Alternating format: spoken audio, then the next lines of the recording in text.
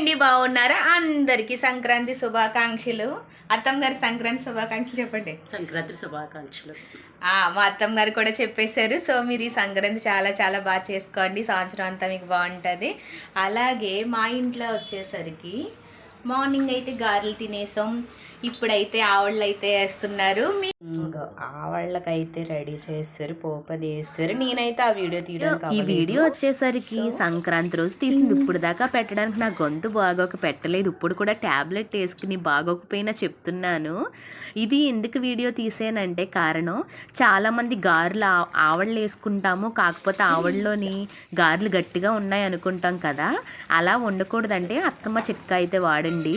వేడివేడి నీళ్ళలోని ఆ నూనెలో తీసిన గారెలు వేసి ఒక నిమిషం ఉంచి డైరెక్ట్ ఇంకా అలా పెరుగులో వేసామనుకోండి, మీకు చాలా మెత్తగా స్మూత్గా వస్తాయి. దానికోసం ఈ వీడియో నచ్చితే లైక్ చేయండి. Bye bye.